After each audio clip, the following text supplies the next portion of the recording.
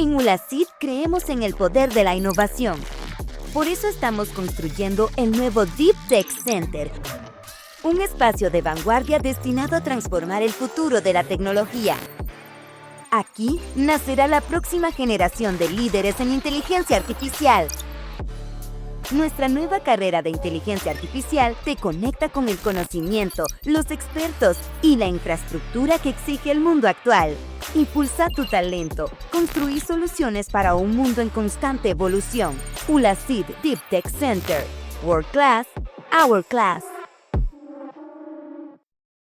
Saludos, querida audiencia del Financiero. Es un gusto para mí estar nuevamente con ustedes en un foro virtual de los que trabajamos acá en el Financiero para llevarles información y un análisis más completo con los temas en tendencia en la actualidad en nuestro país y en el mundo. Y hoy justo vamos a hablar de uno de esos temas que no solo están dominando la agenda, sino que se actualizan cada vez más rápido, y es el de los avances en la adopción de herramientas de inteligencia artificial en diferentes sectores, áreas de trabajo y en nuestra vida cotidiana, así como los criterios técnicos y estratégicos que están definiendo su adopción responsable y pues ética y legal.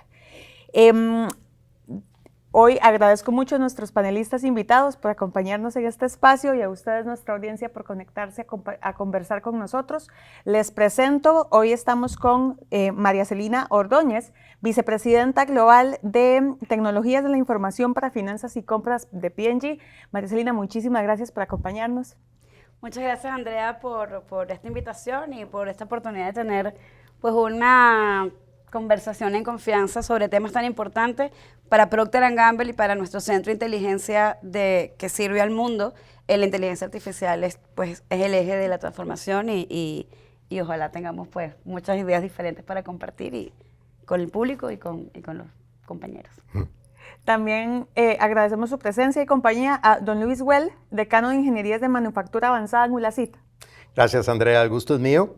Y al igual que María Celina, pues para mí es un verdadero gusto poder compartir este ratico con ustedes y conversar sobre ese tema tan interesante y poder compartir también con ustedes lo que estamos haciendo en la universidad. Perfecto. Muchísimas gracias. Y don Andrés Fernández, investigador del Consejo de Promoción de la Competitividad, muchísimas gracias también por acompañarnos a este espacio y a esta conversación. No, muchísimas gracias a ustedes por la invitación. Para nosotros es un gusto desde el Consejo de Promoción de la Competitividad poder estar acá en este conversatorio porque recientemente publicamos nuestro índice de competitividad nacional y hemos dejado claro que el tema de las tecnologías de información y comunicación, y en este caso con el foco en la inteligencia artificial, es sumamente importante para la mejora de la competitividad de un país, y así se ha demostrado internacionalmente. Y por supuesto para nosotros es un gusto poder hablar un poco de los resultados y de alguna otra información que hemos trabajado recientemente.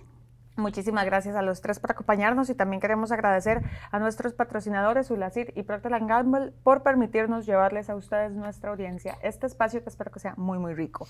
Voy a abrir la conversación con una pregunta base, que me cuenten por favor ustedes desde sus respectivos escenarios y áreas de expertise, cómo han abordado la implementación de la inteligencia artificial, cuáles eran sus objetivos antes y ahora, entendiendo que las cosas se aceleran y cambian cada vez más rápido, y también cómo miden el impacto de estas herramientas.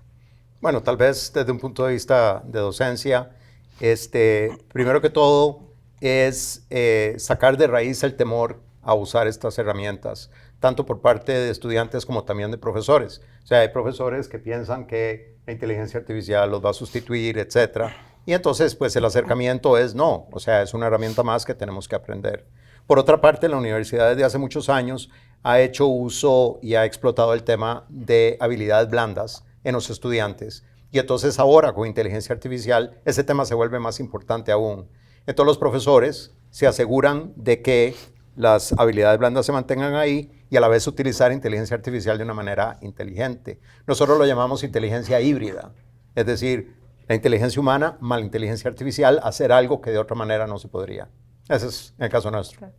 Sí, bueno, nosotros desde el Consejo de Competitividad lo hemos visto mucho del lado de la macroeconomía, cómo puede impactar el uso de la inteligencia artificial en los mercados laborales, en las distintas actividades económicas y eventualmente en el crecimiento económico de un país. Entonces, hace poco publicamos un estudio que ahora podemos conversar más en detalle sobre cómo podría impactar directamente el mercado laboral de Costa Rica. Los resultados son muy interesantes porque nos dice que aunque estamos en una etapa incipiente de incorporación de la inteligencia artificial de forma masiva en el país, que internacionalmente, por supuesto, la velocidad es mucho más acelerada, existen riesgos potenciales que deberíamos estar atendiendo desde las políticas públicas y también desde las empresas privadas.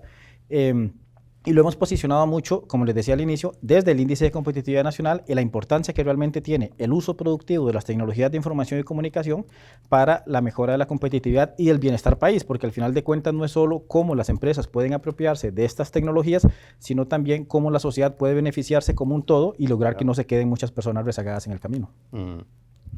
Y desde el punto de vista de una industria de consumo masivo como lo es Procter & Gamble, lo hemos abordado con el consumidor en el centro. Nuestra misión no es hacer inteligencia artificial, es servir a los consumidores, entender mejor a los consumidores, y a medida que la empresa sea más productiva, más eficiente, entendemos mejor al consumidor, entregamos mejores productos, hacemos mejores empaques, manejamos los beneficios para ellos. Y enfocándonos en ese objetivo hacia atrás, usamos o pensamos en la inteligencia artificial como el habilitador de hombre y máquina, o hombre y tecnología para generar esos beneficios. Para prepararnos para eso, pensamos como que tiene varias capas. Primera capa es, tenemos la data suficiente, porque al final la inteligencia artificial se alimenta de la data. Tenemos las plataformas tecnológicas suficientes para que la tecnología soporte los procesos de negocio. Y por último, tenemos el talento humano capaz de transformar completamente cómo opera la industria, cómo hacemos las cosas de una manera completamente diferente a como las hicimos en el pasado, para que eso se transforme en más bienestar para nuestros consumidores, para nuestros colaboradores, para nuestros accionistas y definitivamente para que sea un proceso, un círculo virtuoso de creación de valor, no solo para Procter & Gamble, sino para el entorno en el que vivimos. De esa manera lo estamos abordando. Me llama la atención, hace 2 días estábamos en reunión de editores en El Financiero y estábamos justo hablando de temas de tecnología. Claramente inteligencia artificial sale cada vez que se toca ese eje, ¿verdad? Y hablábamos de que las notas en El Financiero que estamos publicando, por ejemplo, de ChatGPT, son la primera data como de 2012. Estamos hablando de hace de 14 años, ya estábamos con por lo menos el concepto en el medio. ¿Qué diríamos? Pospandemia para acá, el proceso de aceleración fue inmenso y sigue siendo día a día. O sea, yo ni siquiera podría decirles si las herramientas que usamos hoy las vamos a usar de aquí a un año. ¿Cómo se han adaptado ustedes como organizaciones a este crecimiento tan acelerado y en informes como el que acaban de presentar ustedes, qué han encontrado respecto a este auge tan rápido? Sí, es súper interesante lo que decís porque efectivamente la investigación a nivel de ingeniería y de ciencia de datos sobre la inteligencia artificial viene por lo menos desde los 70s, se va haciendo de una forma incipiente y en algunos sectores muy focalizados, especialmente en Estados Unidos, en Europa, en grandes industrias, y fue hasta después de la pandemia, como lo decís vos, que existió el boom con la aparición de ChatGPT y luego con varios otros, del acceso masivo, que empezamos a hablarlo mucho más, incluso en tema de los medios. Cuando nosotros hicimos nuestra investigación, nos dimos cuenta de lo mismo en la literatura económica. Antes del 2020, las investigaciones económicas que tenían relación con los impactos de la inteligencia artificial en distintas aristas de la economía eran casi inexistentes, prácticamente no se encontraba una por lo menos cada 3 o 4 años, pero luego de la pandemia y luego de la aparición de ChatGPT, uno puede encontrar investigaciones publicadas prácticamente todos los meses en distintos journals en todo el mundo. Y claramente nosotros aprovechamos la oportunidad para poder aportar desde el lado de Costa Rica, porque si bien Costa Rica no es un desarrollador, sino que es más bien un tomador de tecnologías para implementación, claramente necesitamos analizar, y nosotros así lo posicionamos, cuáles son las posibles implicaciones. Como decías vos, nosotros no fabricamos la tecnología, ni tampoco estamos tan enterados de los avances puntuales de los distintos algoritmos y los parámetros que se usan en los modelos, pero sí de cómo el país como un todo podría prepararse para aprovechar las tecnologías, especialmente de inteligencia artificial, para potenciar competitividad, potenciar desarrollo y especialmente evitar que algunas brechas crezcan, que ahorita podemos hablar de eso, porque en temas de educación, en temas de acceso a empleo, pueden existir algunos riesgos que el país todavía está a tiempo y para prepararse. El año pasado, de hecho, el MISID publicó la Política Nacional de Inteligencia Artificial, que es sumamente interesante de comentar y que efectivamente necesitamos tomar en cuenta porque la inteligencia artificial viene a irrumpir en la economía y necesitamos tomar las previsiones necesarias para que pueda potenciar el desarrollo.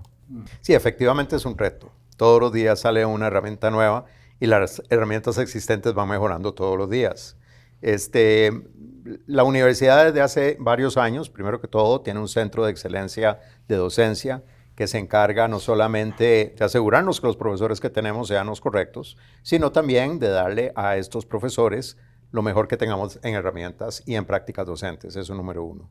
Número dos, tenemos una comunicación abierta con los estudiantes. Yo creo que hoy en día los estudiantes son las personas que más al tanto están en el desarrollo de nuevas herramientas de inteligencia artificial y sí estamos montando un programa que pretende cambiar de manera transversal la cultura de cómo vemos inteligencia artificial. Como decía anteriormente y como lo decías vos ahora, no es de que se trate de sustituir lo que yo puedo hacer, no es decirle a ChatGPT hágame el reporte, ¿verdad?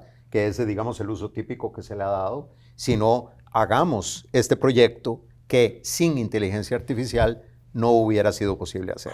Entonces es una inteligencia híbrida donde 1 más 1 es mayor que 2. Yo creo que desde el punto de vista de Procter & Gamble, particularmente la experiencia en Costa Rica, yo diría, nosotros abrimos operaciones en el 99 y el objetivo fundamental era un centro de servicios que lo que hacía era operaciones transaccionales principalmente financieras. Y yo creo que en los últimos 26 años de historia que tenemos, el proceso de cómo la tecnología, data, tecnología, automatización ha ido evolucionando. Si hacemos como un paralelo entre la evolución de pasamos a ser un centro de servicios financieros, luego añadimos los elementos tecnológicos, añadimos un centro de logística y con data y tecnología estamos siendo un centro de inteligencia para la compañía en procesos financieros, de cadena de suministro, de tecnología. En ese camino, el elemento fundamental es, primero, tener la claridad del concepto de la ley de Moore, que a medida que todos los elementos tecnológicos, el costo de computing, el costo de almacenar data, cada día es más barato. Eso ha permitido que todas estas capabilities ahora sean posibles de usar, y eso hace que cada periodo sea más corto. O sea, el periodo que nos tardó en estandarizar procesos fueron 10 años. Automatizar 5 y en 2 años ya tenemos el IA haciendo las transformaciones que antes. Entonces, cada revolución tecnológica que pasa, lo que sabemos es que viene más fuerte, de mayor impacto y más rápido. Por ejemplo, cuando lanzaron ChatGPT en el diciembre o por ahí, 2022, tardamos 2 meses en tener 100 millones de usuarios en el mundo, usándolo eso diariamente, cuando en las demás tecnologías de Internet tardaron años en llegar a 100 millones de usuarios. Entonces, eso es el impacto de esas tecnologías. Y cómo lo estamos abordando es enfocándonos en que el talento humano que tenemos tenga la posibilidad de estar constantemente aprendiendo, no solo tecnologías nuevas es muy importante, pero constantemente aprendiendo cómo pensar en replantearse cómo son las cosas, cómo pensar que algo que hoy siempre funcionó de esta manera, en el nuevo mundo con las nuevas tecnologías y con el hombre más el humano juntos, vamos a poder operar de una manera que nunca nos imaginamos. Porque precisamente esto es lo que llaman el middle missing, o sea, el humano se complementa con el IA para generar mayor valor y el IA tiene un humano que lo ayuda a ser mejor. Y las dos cosas juntas hacen que evolucione, pero para eso tú tienes que entrenar a los seres humanos al talento, en aprender a no tenerle miedo a que el futuro va a ser completamente diferente al pasado. Estamos en la etapa de la singularidad, donde la manera en que conocimos el mundo en los últimos 30 años va a ser completamente diferente. Gente que viva 5 años después de nosotros, adelante, no va a tener ni idea de cuando usábamos los teléfonos de rosca. Y eso es la singularidad, ¿no? Y es preparar a la gente para enfrentar ese cambio con entrenamiento tecnológico, con entrenamiento de data, con no tenerle miedo a la data y con no tenerle miedo a entender un proceso de negocio que quieres transformar y disrumpir y que lo tienes que hacer la disrupción constantemente todo el tiempo. Y sí, yo quiero brincar ahí con la palabra miedo, porque hay mucha gente que le tiene miedo al tema de inteligencia artificial o tal vez demasiado respeto. Entonces, esas personas en lugar de ver un potencial, una oportunidad de poder agarrar una herramienta de inteligencia artificial y, como bien decís, solucionar un problema, ¿verdad? Por ese temor y por esa duda, no lo hacen, ¿verdad? Y en nuestro caso, eso lo estamos atacando de manera tal de que nuestros estudiantes tengan las habilidades humanas y técnicas para poder lograr eso que estás diciendo. Sí, y las habilidades de liderazgo, de Sí. empatía, de comunicación, de razonamiento crítico, tenemos que desarrollarlas más que nunca. Así Porque es. eso es lo que va a hacer que podamos complementar mejor a los procesos que nos da mucho fastidio hacer, que es revisar data, procesar data, agarrar el Excel, subir. Eso es súper aburrido, es repetitivo. Agarra el archivo, súbelo, límpialo, bájalo, ve 800 datos y después llega a una conclusión, que te lo haga Claro, la máquina. claro. Tú ves la salida de la máquina te dice, tienes cinco alternativas con toda la data del mundo analizada en 3 segundos. Sí. Y tú con tu inteligencia y con tu empatía y entendiendo el entorno, tomas una decisión que va a beneficiar pues el objetivo de negocio o el objetivo humano que quieres lograr. Y eso es lo bonito de la inteligencia artificial. Claro, y que entienda, perdona, Adelante. el tema de que esa persona tiene que entender de que no es palabra sagrada lo que está sacando de inteligencia artificial, porque esa es otra cosa que tal vez vamos a abordar, el tema de las alucinaciones. Sí, no, quería devolverme al tema que tocaste al inicio de la velocidad de expansión de estas tecnologías.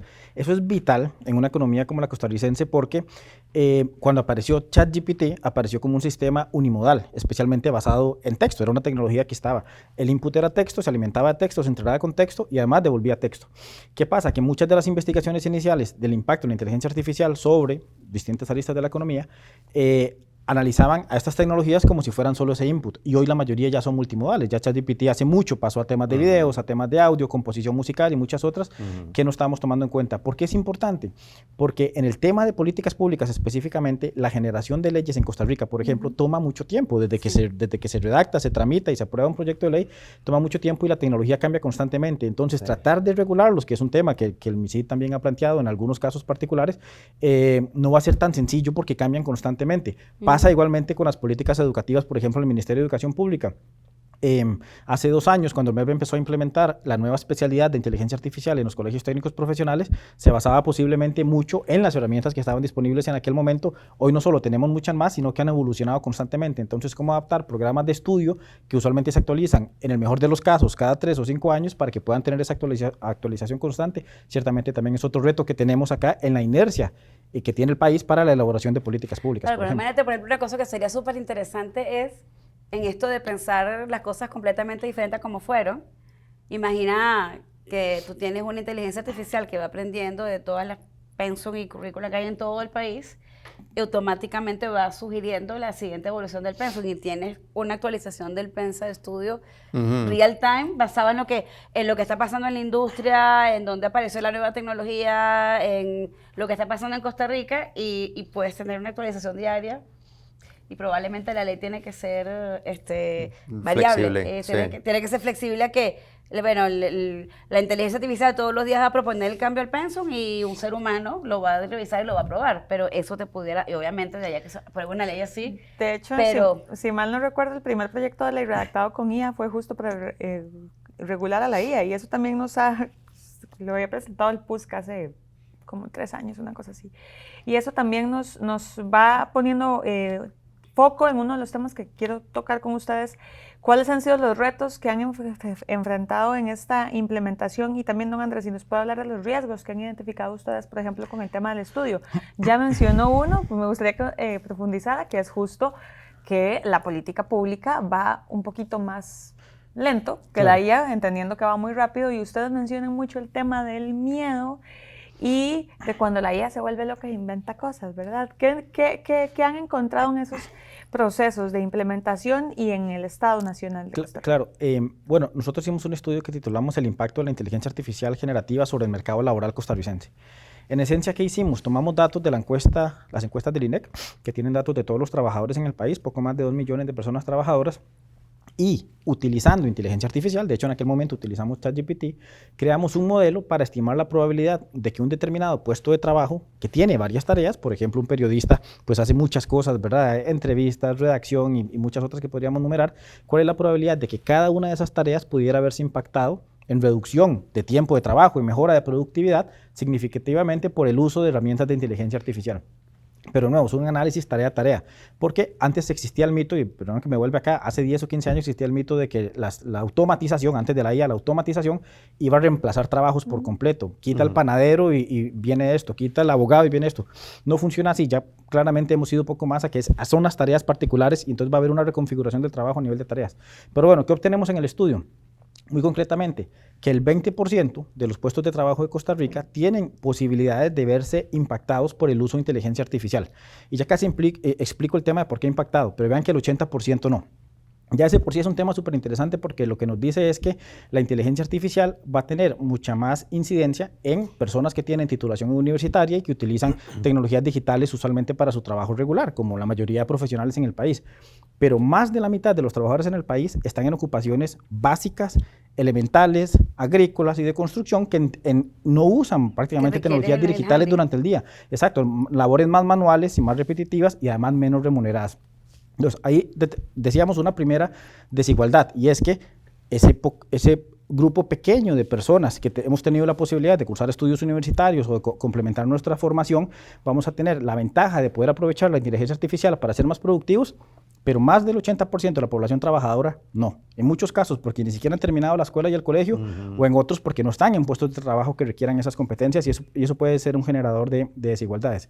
Y lo otro es que en este 20% que sí tienen posibilidades de ver implementada con mayor incidencia la inteligencia artificial, la conclusión a la que llegamos es que la inteligencia artificial no plantea un riesgo de reemplazo laboral, sino de complemento, que ya alguno de ustedes mencionó. La mayoría de la evidencia internacional apunta a eso. La inteligencia artificial, hoy por hoy, de la forma que está desarrollada, viene a complementar la labor que realiza la persona humana, en este caso, que va a potenciarse con el uso de esta inteligencia artificial. Y no es que inmediatamente estas herramientas van a reemplazar personas. Hay casos muy particulares, el tema de las ingenierías, los programadores, en grandes industrias especialmente, pero no de forma masiva, digamos, en microempresas, en startups y demás, que esté ocurriendo. Pero planteaba riesgos grandes para el mercado laboral porque podría polarizarse aún más, porque además hace unos años habíamos hecho otro estudio solo de automatización en el que concluíamos que la automatización operaba al revés. La automatización sí planteaba riesgos para los que están en labores más manuales y más repetitivas, y no tanto para los que están en labores más creativas, más de ambiente profesional.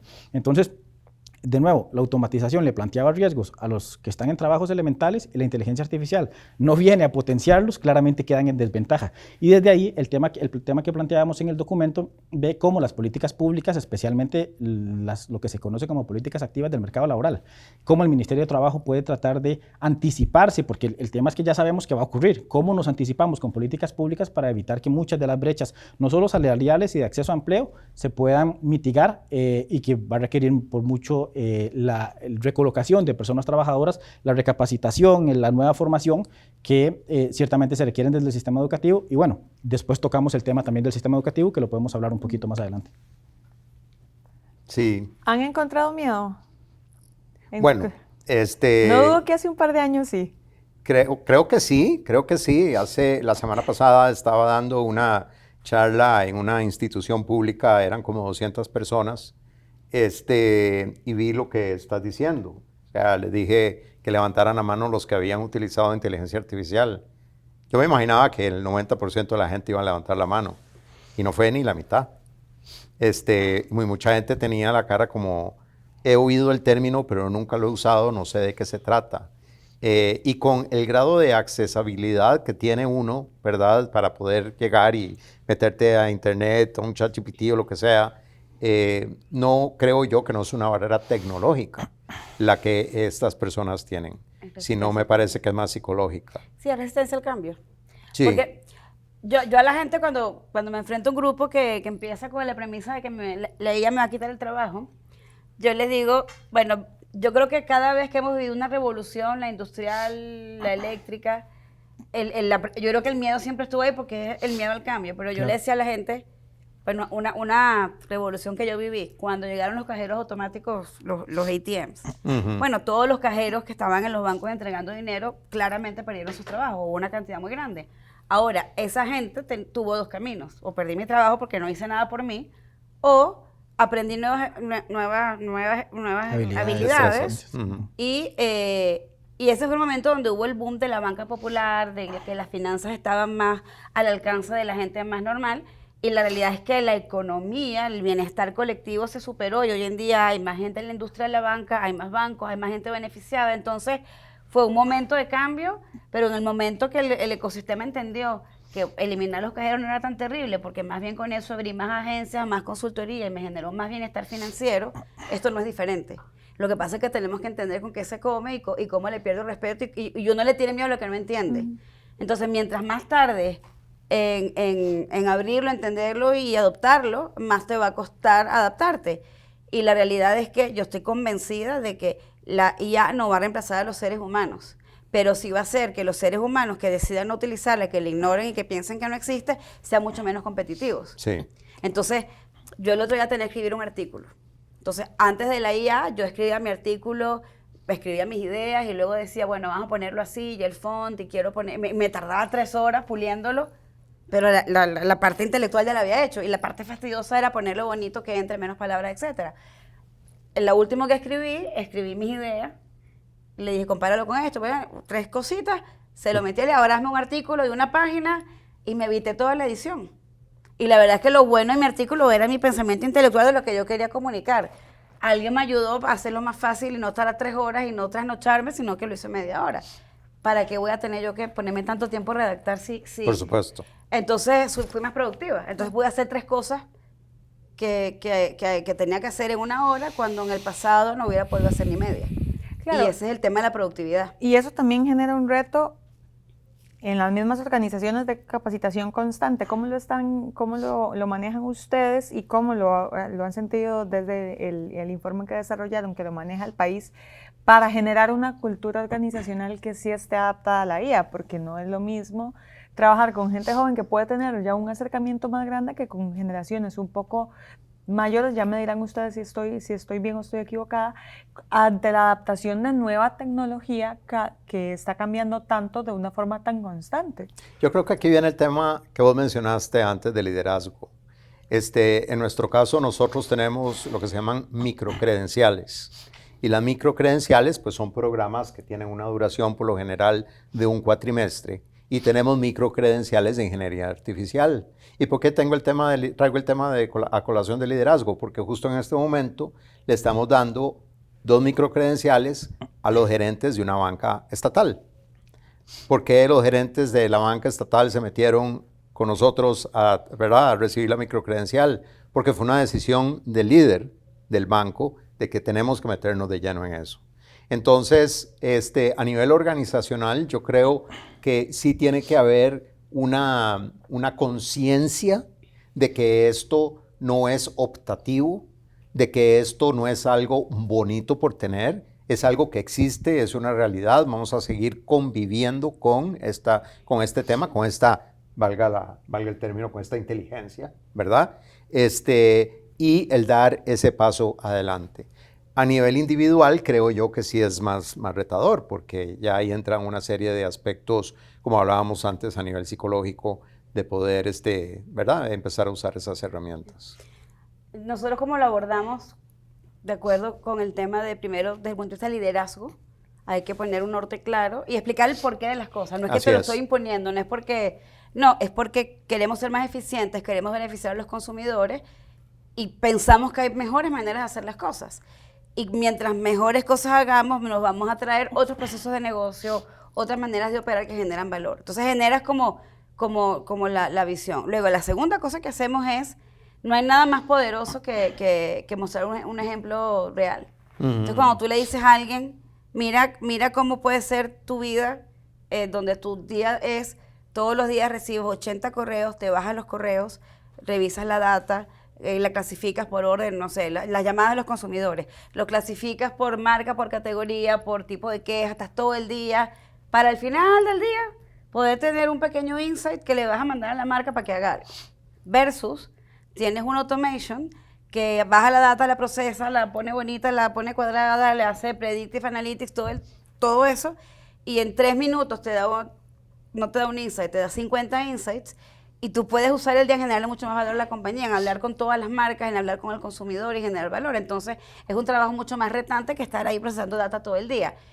y el tiempo que te ganas, un pedazo es más valor para la compañía, pero también es más valor para ti, o sea, eres más humano, haces trabajos más humanos, más intelectuales, más de conexión, te puedes ir antes y estar más tiempo con tu familia, o sea, también influye mucho el famoso work-life balance.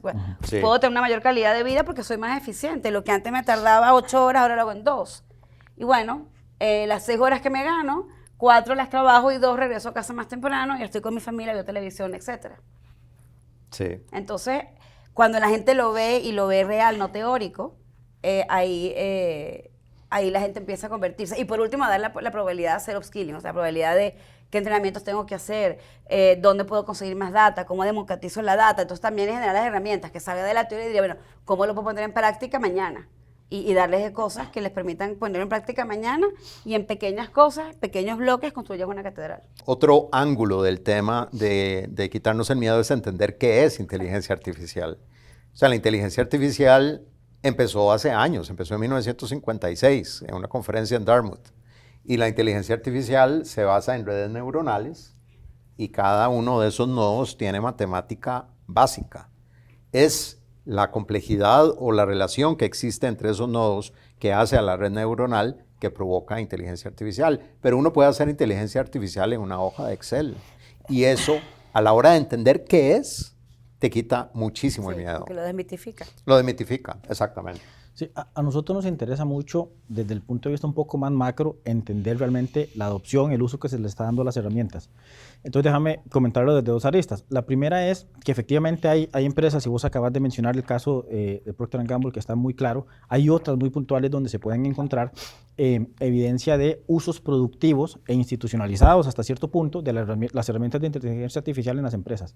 Pero las últimas encuestas, ya más a escala país, ¿verdad?, que trascienden las grandes firmas del país, el resto del sector privado, incluyendo el sector privado informal, lo que nos dicen es que la mayoría de personas aún realizan un uso individualizado, que creo que vos lo mencionabas, más autodidacta, es decir, estamos aprendiendo a utilizarlo y cómo sacarle el mejor provecho de acuerdo con nuestras propias necesidades y no tanto porque hayan lineamientos desde las propias empresas o las instituciones públicas para decirles cómo tiene que utilizarse la herramienta y especialmente en términos de seguridad, ¿verdad? Porque al fin de cuentas ChatGPT es libre y todo lo podemos abrir desde cualquier momento, pero ya cuando le vas a dar datos institucionales, ciertamente las políticas de seguridad tienen que ser diferentes.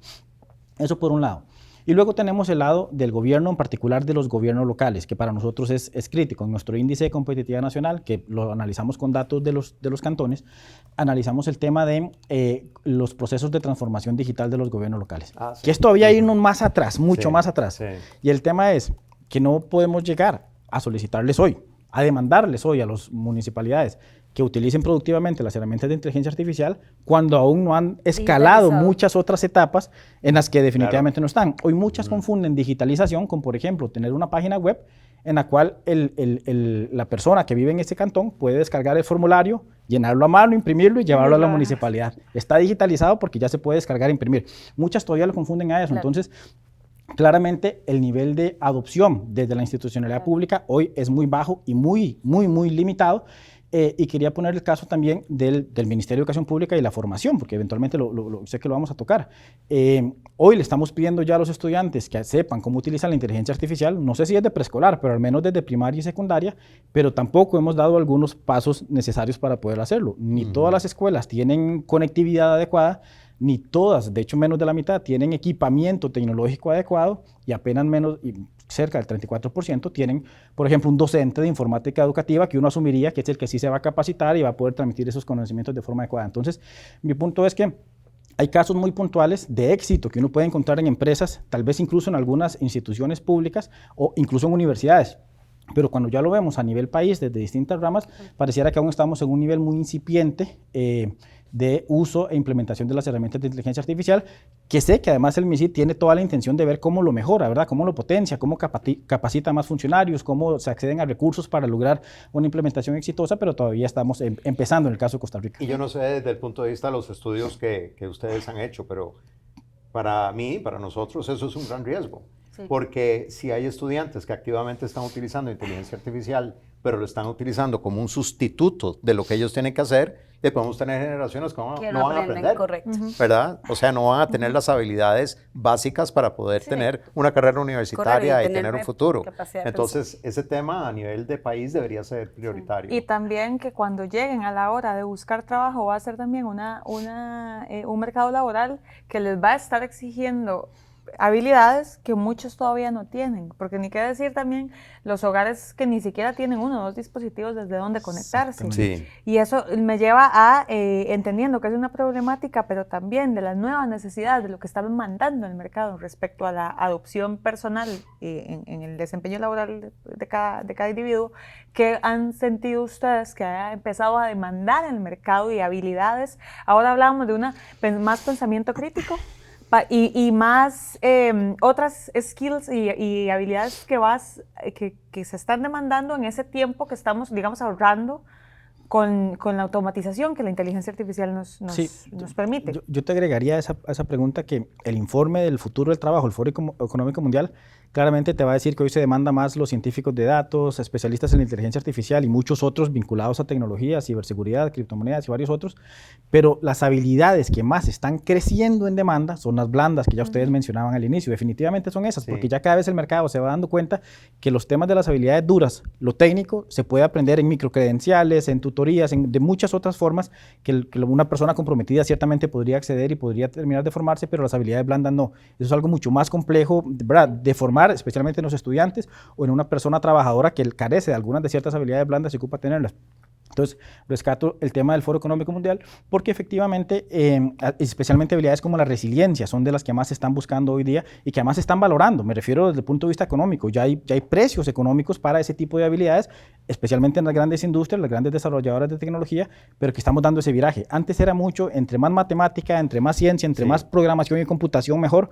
Hoy el giro es completamente a la inversa. Totalmente. Y el tema memoria, ¿verdad?, ya no tiene sentido.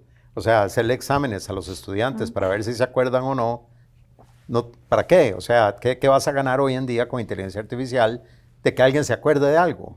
En nuestra época tal vez sí, claramente, ¿verdad? Era terrible. Era terrible, o sea, y además teníamos que ir a la biblioteca y toda la historia, ¿verdad? Sí, la biblioteca Entonces sí fue teníamos que memorizar, pero hoy en día no. Entonces, soft skills, indudablemente. Sí, hoy el aprendizaje basado en proyectos que más se está implementando hoy ciertamente es lo correcto porque la idea no es que los estudiantes nunca sepan cuándo ocurrieron ciertos hitos históricos. Exacto. Que lo puedan aprender, pero más como un proyecto y no tanto por aprenderme la fecha y el momento exacto en que ocurrió. Claro, pero por eso yo creo que cuando tú ves el espectro de habilidades, digamos, si lo ves así como de izquierda a derecha, de este lado están las habilidades que solo los seres humanos tienen, que es la capacidad de ser empático, de liderizar, de comunicarse, de resolver problemas. Y obviamente para que eso funcione, para que tú adquieras esas habilidades, tienes que tener memoria histórica, pero ya no es, en Venezuela decíamos caletrearse, yo no sé qué existe esa palabra, pero es aprenderte cuándo nació Simón Bolívar. Ajá. Y te sabías la fecha de que cuando nació es irrelevante,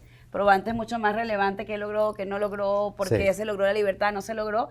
Y eso te genera todo el conocimiento que lo vas a empezar a acumular en tu cerebro por años.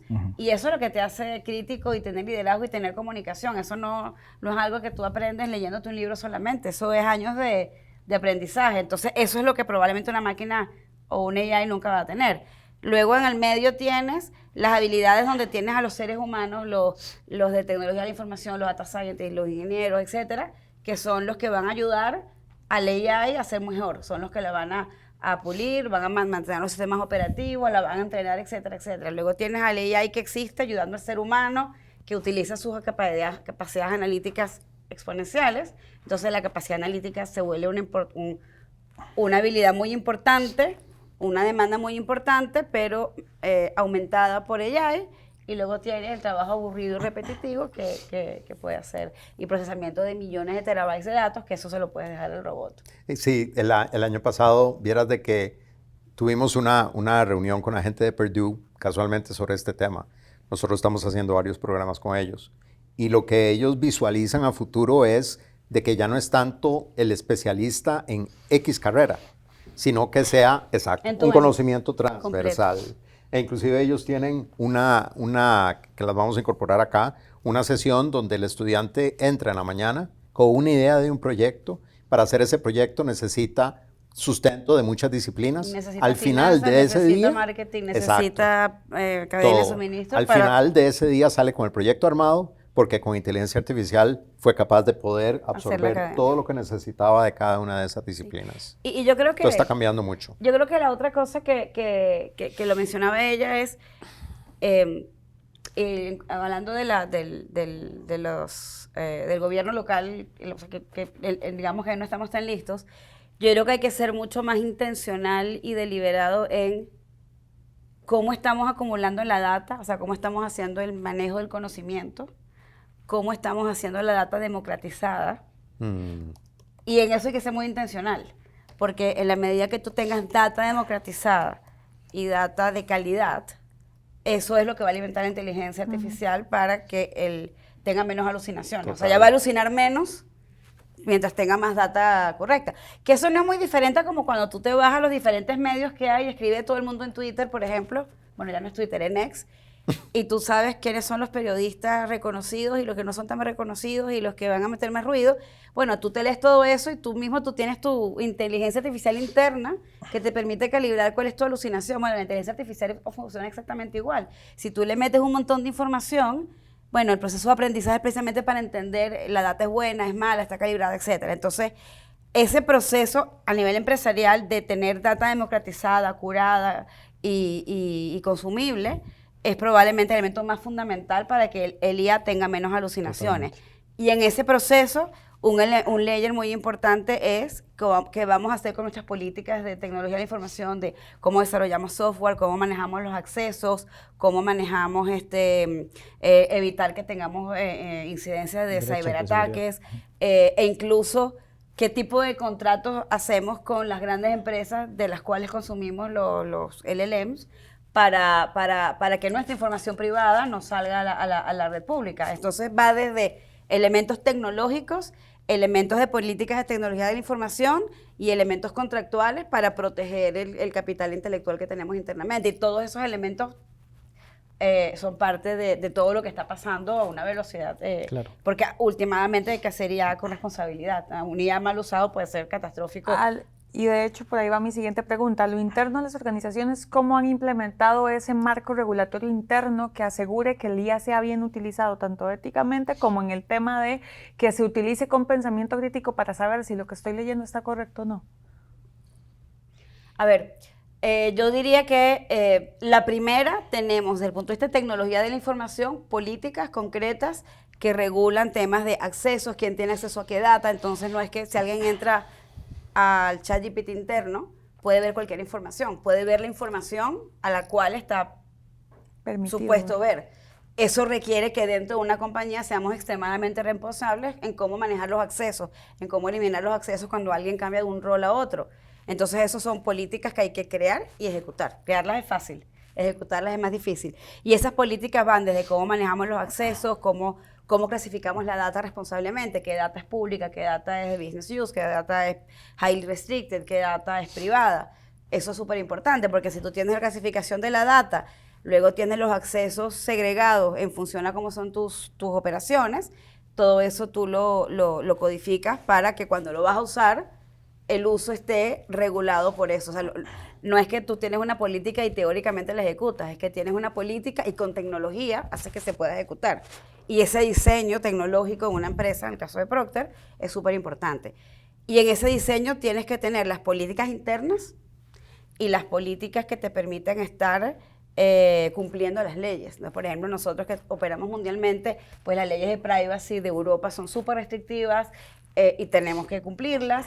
Las políticas de algunos estados de Estados Unidos son restrictivas y las políticas locales de Brasil y de muchos países. Entonces, cada vez nosotros tenemos renovación de políticas de tecnología de la información casi todas las semanas, donde traemos elementos nuevos cuando entendemos que hay elementos que pueden subir el riesgo y elementos nuevos derivados de cambios en las políticas. Entonces, hay un trabajo enorme para todos los profesionales de legal y gente experta en temas de information security, cyber, porque en la medida que el IA va penetrando más cada proceso, en esa medida el nivel de riesgo también es más grande y hay que controlarlo. Y el control viene con las políticas, la ejecución de las políticas, estar constantemente entendiendo cómo las tienes que actualizar y hacer eso rápido y contractualmente también, qué tipo de contrato vas a firmar con Microsoft o con Google o con quien sea que vaya a usar, porque en esos contratos tienes que tener cláusulas que permitan que tu información no salga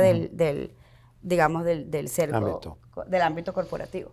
Estoy segura que a nivel país tenemos riesgos muy, muy fuertes en esto, porque no estamos haciendo justo un trabajo como claro, el que nos acaba de hecho me encantó muchísimo la respuesta que daba a nivel empresarial, porque efectivamente ese es como el flujo de trabajo que debiera seguirse a nivel institucional empresarial para poder proteger y hacer un uso productivo de las herramientas de inteligencia artificial, porque al final ocupamos que se saque provecho, pero que sí sea un uso seguro, responsable y ético. Y me puso a pensar, como vos decís, más a nivel país.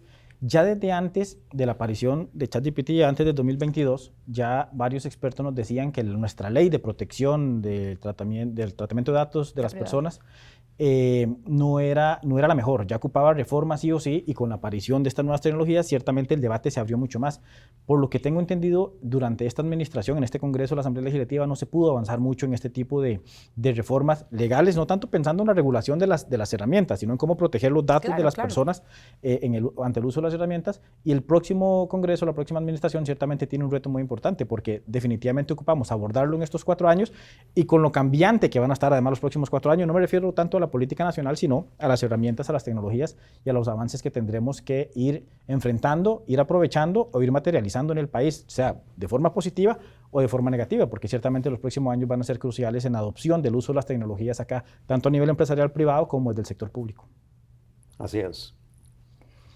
¿Cómo ven el panorama? Yo sé que si yo les hubiese hecho esta pregunta hace 5 años de cómo ven el panorama hoy, no estoy segura si diríamos ninguno de nosotros 4, mira, yo veo las cosas que están pasando ahorita, pero ¿cómo lo ven de aquí a 5 años, 10? ¿Y qué debemos empezar a hacer para adaptarnos para ese cambio que quién sabe hasta dónde logrará abarcar? Bueno, en ese sentido, primero hablando como universidad, lo vemos muy bien y creemos nuevamente de que el factor humano es lo importante, los soft skills, el liderazgo y el hecho que nuestros estudiantes estén acostumbrados a trabajar bajo proyectos, pues eso definitivamente va a ser una gran arma a futuro con lo que suceda en los próximos 5 o 10 años. Dicho esto, pues sí, hay gente que no están, ¿verdad? Que hay unas pequeñas alarmas, ¿verdad? Que se están dando. Por ejemplo, hace una semana se popularizó una carta en X, en Twitter, donde un empresario de inteligencia artificial decía que algo grande está sucediendo porque los modelos que están saliendo últimamente, y últimamente digo en este mes de febrero, son muchísimo mejores a los que habían en noviembre del año pasado. A tal punto de que los de noviembre del año pasado, vos le pedías que te hiciera una aplicación y te decía, aquí está la aplicación, pruébela. Los de hoy, ellos mismos, la propia inteligencia artificial prueba la aplicación. Sí. Entonces, eso pues genera claramente una expectativa, ¿verdad? Que hay que ver qué sucede con esas herramientas. Pero, nuevamente, es cambio. Lo que decís vos al principio. Yo creo que es un tema de ir enfrentando el cambio e ir sacando provecho del mismo. Y vos planteaste muy bien el tema de que pocos realmente estaban previendo lo que iba a ocurrir en el 2022. Vean que el documento del Foro Económico Mundial, El Futuro del Trabajo, que se publica cada 2 años, la versión 2021, que publica cuáles son las nuevas habilidades, las nuevas certificaciones, no hablaba prácticamente nada del crecimiento exponencial que iba a tener la inteligencia artificial. O sea, no se visualizaba en el 2021 que fuera a pasar. Y obviamente pasó lo que pasó en el 2022, y para el informe 2023 fue la especialidad que naturalmente más creció y más iba a ser demandada, porque ciertamente en aquel momento costaba prever el impacto que iba a tener la aparición de este tipo de herramientas de uso masivo, además, por parte de las personas. Y en el caso de lo que mencionabas de la prueba de aplicaciones, me llama mucho la atención porque efectivamente las tecnologías están cambiando tanto, constantemente, que cuesta mucho hacer una evaluación y un seguimiento, digamos, continuo de distintas aristas, tanto la política pública como el sector empresarial privado, de cuáles son los impactos y cómo tenemos que adaptarnos. Lo decíamos ahora, el ejemplo que vos ponías del caso de educación, de cómo la propia política educativa, la malla curricular, podría alimentarse, crecer y evolucionar constantemente con estas herramientas, no lo veo tan claro que que vaya a ocurrir, dado hoy el estado de situación de la forma en que se elabora política pública en el país y el tiempo que toma este tipo de discusiones y la generación de documentos y, por supuesto, las personas involucradas en el desarrollo de estas políticas. Pero también en los impactos que podría tener la inteligencia artificial, como les mencionaba en el estudio, en desigualdad, crecimiento de brechas, acceso a empleo.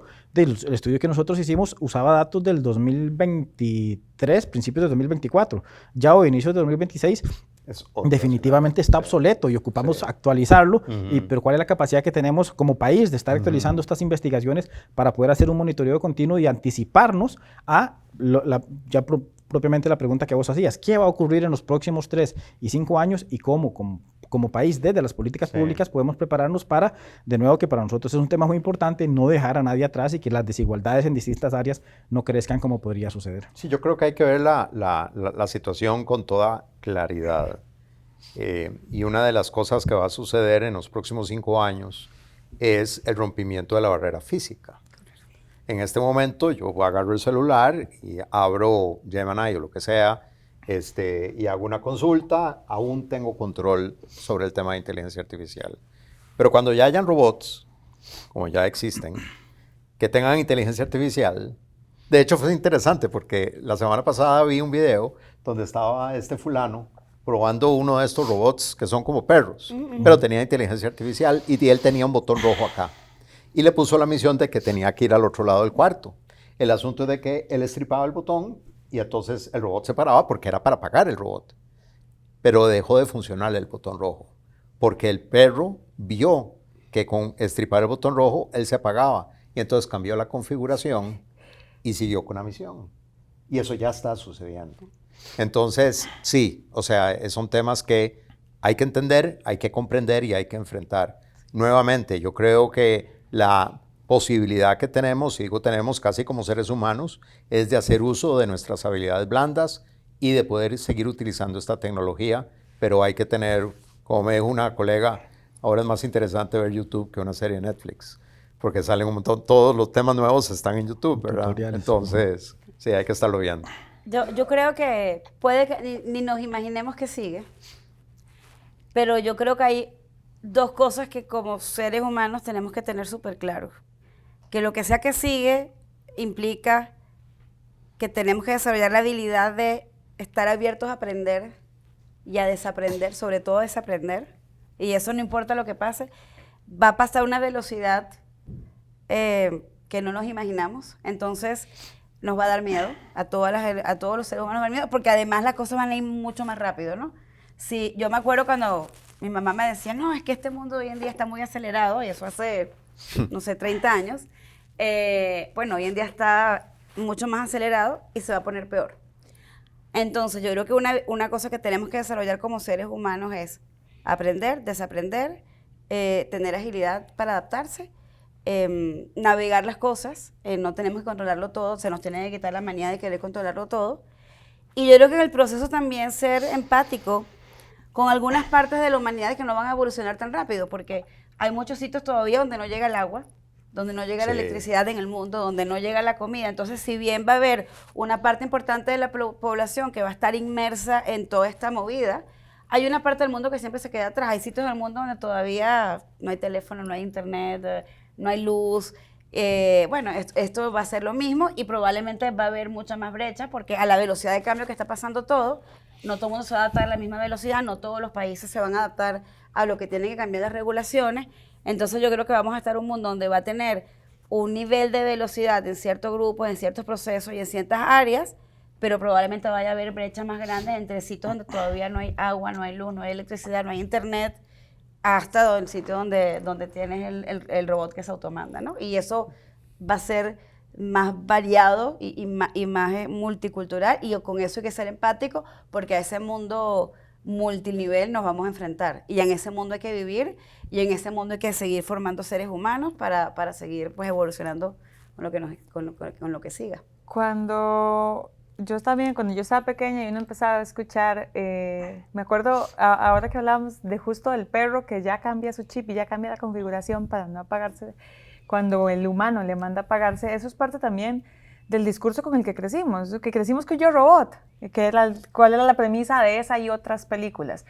La tecnología va a atacar, una tecnología va a volverse más inteligente. De hecho, hay una broma que estoy segura que ustedes han escuchado, como he escuchado yo, de varios colegas míos que dicen, yo le digo que gracias, y siempre soy amable con Sí, la IA que esté sí, usando sí. por aquello. Eh. Pero eso demuestra que también hemos convivido en un mundo que normaliza tenerle miedo. Claro. Y ya no podemos seguir normalizando tenerle miedo. Y yo creo que antes era como, eso va a pasar quién sabe cuándo, ¿no? Yo me acuerdo que yo veía las comiquitas de los supersónicos. Ajá, Ajá. ajá. Bueno, yo cuando veía los supersónicos, pues ni había videoconferencias, ni había celulares, ni había robots que te sirvieran, ni había médicos que te hacían consultas virtuales, nada de eso existía cuando yo era chiquita. Y yo veía eso y era espectacular. Y bueno, ahora tú ves los supersónicos y todo lo que ellos hacían hace 40 años, hoy en día es posible. Sí.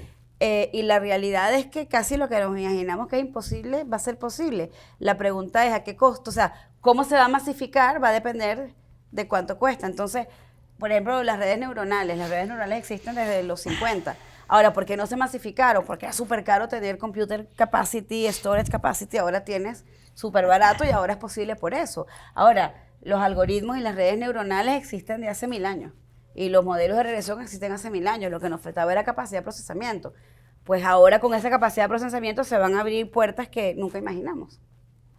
Las operaciones que están haciendo ahorita, las cirugías que hacen asistidas remotamente, hace 30 años era impensable. Ahora tú quieres una de esas porque es menos invasiva. Y eso te mejora la calidad de vida, no le hace la vida más mala al doctor.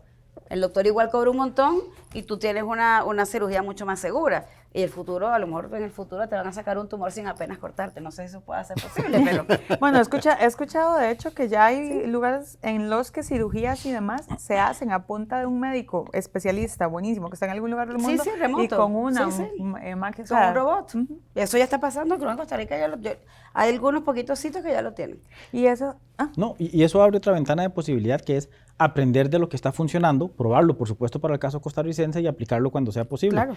Voy a dar un caso de educación, porque en educación es donde, ¿verdad?, más han habido mitos del tema de si usan al ChatGPT para hacer los trabajos, les pone el título, les pone el texto, lo entregan y listo, qué ni bueno siquiera están que sí revisando lo lo que usan. pasa. Entonces también eso le da vuelta al profesor, y ustedes de fijo lo saben mejor que nadie, a cómo Claro. uno ya no tiene que pensar hasta la educación en sí misma de una forma diferente. Claro, Por supuesto. pero no solo están esas prácticas, digamos, más nocivas o negativas, hay otras positivas. Voy a poner un ejemplo. En el caso de Brasil, en el 2023 más o menos se probó una herramienta diseñada específicamente, con inteligencia artificial claramente, pero diseñada específicamente para proveer de insumos de retroalimentación a los estudiantes cada vez que hacían una redacción. Es decir, el estudiante usaba la computadora para hacer su redacción del texto y esta herramienta le devolvía la retroalimentación que usualmente le tocaba hacer al docente. ¿Qué pasa? Que se hizo un estudio comparado, un estudio experimental con algunos docentes o algunas clases que todavía era el docente el que retroalimentaba y al docente no le da tiempo de atender 30 estudiantes de forma individualizada para decirles cómo mejorar el texto, y otro grupo donde había un mix, el docente retroalimentaba a algunos, la inteligencia artificial a otros, al final se comparó. ¿Qué se concluye? Que un uso de esta naturaleza sí puede ayudar a un docente de una clase en particular a mejorar su nivel, su rendimiento educativo, si se aprovecha de una forma distinta, que es te ayuda a aprender y no que te hace los documentos, las redacciones o los textos que se quieran. Hay muchos ejemplos, pero mi punto es, ya hay casos claros en salud, en medicina, en educación, en muchos otros en los que el aprovechamiento correcto del uso de la inteligencia artificial puede ayudar a potenciar muchos de los trabajos, muchos de los empleos y las industrias que hoy necesitamos potenciar, especialmente desde la política pública en educación. Claramente hay otros ejemplos negativos. Ya para darte la palabra me acuerdo de uno.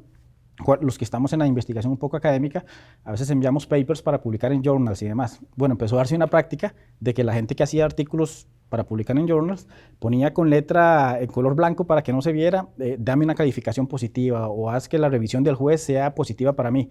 Y entonces los jueces estaban utilizando inteligencia artificial para revisar los journals y donde encontraban estos textos, y la inteligencia artificial respondía a ese mensaje subliminal que estaba tapado por ahí y empezaron a aprobar journals que no tenían que Pero haber eso aprobado. es como todo en la vida que genera algo bueno, también puede generar algo malo. O sea, todos los grandes avances tecnológicos tienen todos los buenos usos y tienen todos los malos usos. Y eso es una realidad de cualquier cosa tecnológica que tengamos a mano. Y que además es común en el inicio, estamos realmente en el inicio, 2022 para acá estamos todavía en el inicio y por eso es que aparecen tantos de estos casos, pero lo bueno es que también aparecen estos otros que les comentaba que son más positivos y que podríamos aprender de ellos e implementarlos tanto en las políticas institucionales de las empresas privadas como desde el sector público cuando corresponda. Yo creo que a nivel de educación el peor escenario que puede haber, y no estoy hablando únicamente a nivel universitario, a ver si están de acuerdo, sino a cualquier nivel, es un profesor que no esté consciente de lo que es inteligencia artificial. Sí. Porque los estudiantes lo van a estar. Claro.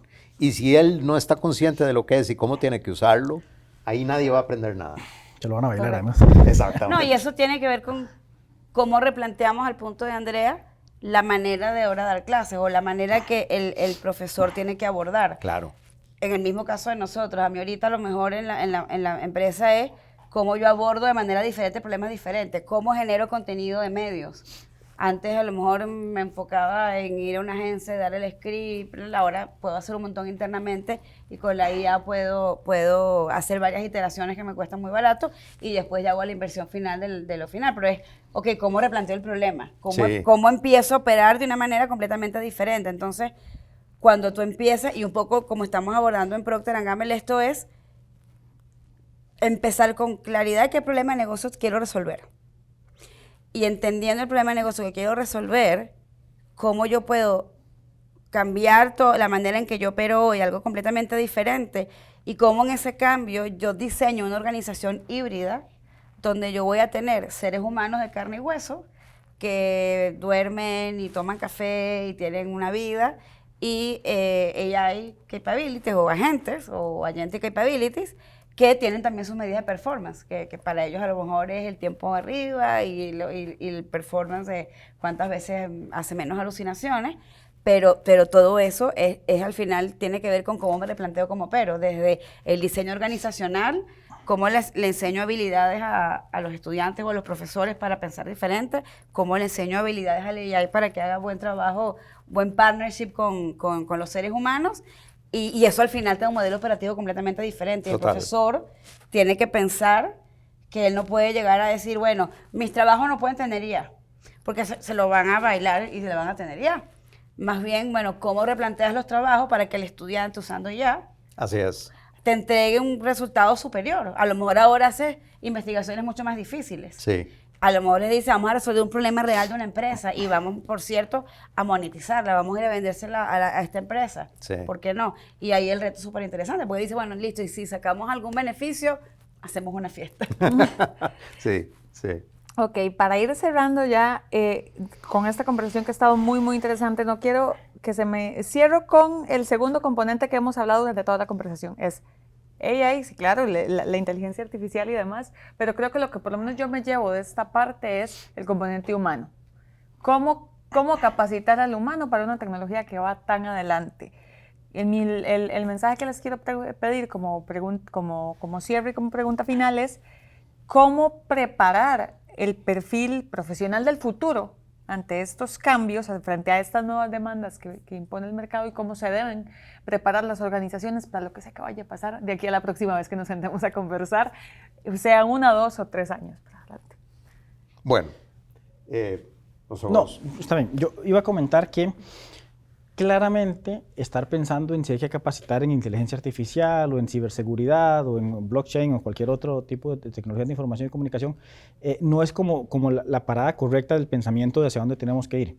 Yo me imagino que más bien lo que debemos reforzar, por lo menos desde las bases, me refiero a preescolar, primaria y secundaria, es el pensamiento computacional, que en teoría estaba en el programa anterior, el Programa Nacional de Informática Educativa que implementaba el MEP con la Fundación Omar Dengo y que en teoría está ahora en el nuevo Programa Nacional de Formación Tecnológica, sobre el cual realmente no sabemos qué está ocurriendo, pero en teoría está ahí.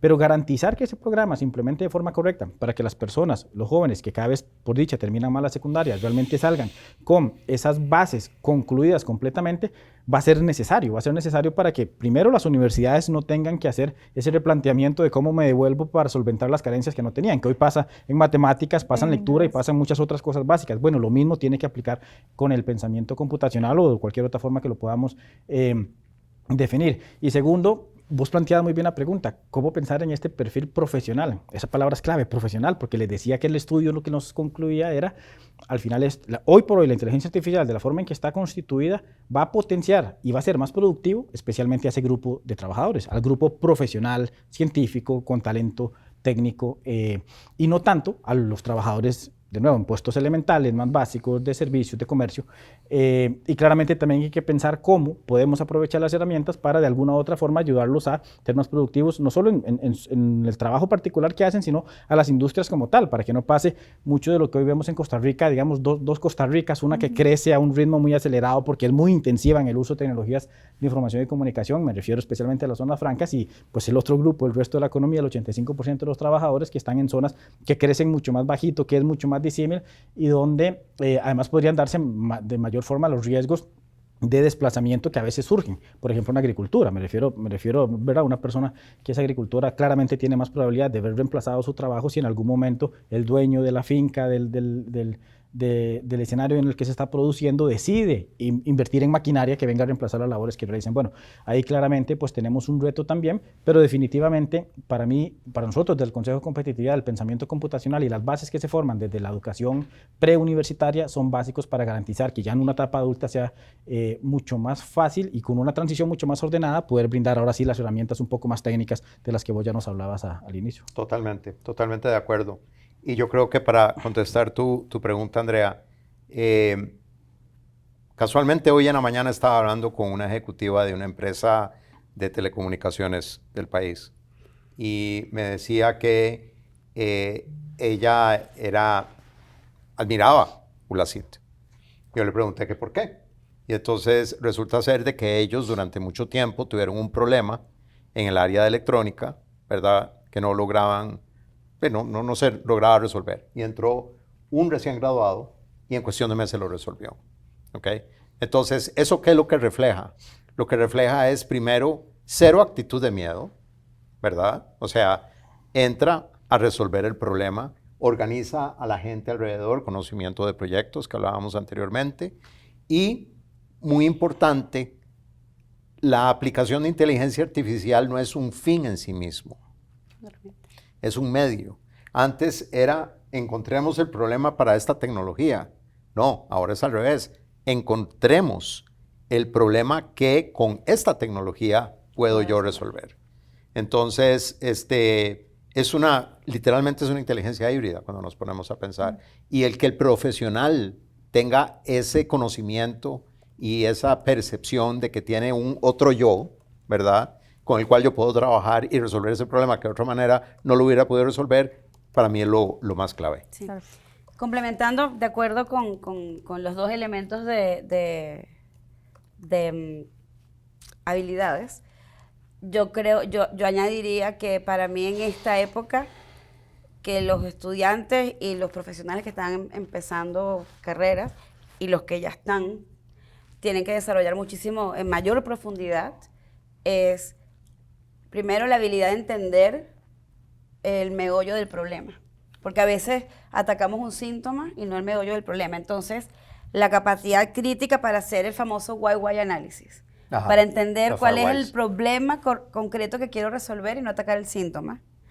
Eso tiene mucho que ver con pensamiento crítico, tiene que ver con pensamiento computacional, matemático, pensar en proyectos, pero pasa con tener esa curiosidad. Entonces yo creo que desarrollar en las personas que van a ser los profesionales del futuro, la curiosidad como elemento fundamental, la habilidad de hacer preguntas y no quedarse con la superficie. Luego la habilidad de estructurar la resolución del problema en fases, en etapas, en proyectos con alguna lógica de pensamiento. Luego tener la habilidad crítica para separar el polvo de la paja, para poder analizar lo que el AI te dice que tienes que hacer y aplicar allí ya tu parte de liderazgo, comunicación, conexión con la gente, empatía. Son habilidades para mí súper importantes. Y yo creo que cuando tú entras al campo laboral, el profesional que es más exitoso no es necesariamente el mejor programador. Es aquel que es capaz de conectarse con el problema que queremos resolver, mover a la organización y a la gente que te va a ayudar a resolver el problema, porque poca gente resuelve los problemas solo. Y luego, obviamente necesitas hacer uso de la data, la tecnología, y es donde entran los ingenieros y los data scientists y los data engineers, los expertos en infosecurity, porque tú vas a necesitar ser muy fuerte en eso, pero definitivamente esos son los tres elementos que los profesionales del futuro tienen que tener, complementando con lo que los compañeros. De acuerdo. La inteligencia artificial ha puesto foco, pues, en la importancia de la inteligencia humana todavía, en ámbitos profesionales, en ámbitos de política pública y gubernamentales y en todos los ámbitos de nuestra vida, sin dejar atrás, por supuesto, el tema educativo, y creo que ese es el mensaje, por lo menos con el que me quedo yo hoy. Espero que esta conversación haya sido, y confío y sé que así lo será, tan interesante como la audiencia, como lo fue para nosotros. Así que les agradezco muchísimo, doña María Celina, don Luis, don Andrés, por habernos acompañado. Le agradecemos muchísimo a Procter & Gamble y a ULACID, así como al Consejo de Competitividad, por permitirnos llevarle a la audiencia este espacio, y pues nos volveremos a ver en un futuro en el que en ese momento ya veremos hasta dónde ha llegado la IA. Muchísimas gracias por acompañarnos. Muchas gracias. Muchas gracias. Muchas gracias. Y gracias a la audiencia por acompañarnos en este nuevo foro de El Financiero. Les recordamos seguir atentos a nuestras redes sociales y canales de YouTube para que se mantengan atentos a qué otras temáticas vamos a estar tocando en otros espacios. Muchísimas gracias. Nos vemos pronto. En ULACID creemos en el poder de la innovación. Por eso estamos construyendo el nuevo Deep Tech Center, un espacio de vanguardia destinado a transformar el futuro de la tecnología. Aquí nacerá la próxima generación de líderes en inteligencia artificial. Nuestra nueva carrera de inteligencia artificial te conecta con el conocimiento, los expertos y la infraestructura que exige el mundo actual. Impulsa tu talento, construir soluciones para un mundo en constante evolución. ULACID Deep Tech Center. World Class, Our Class.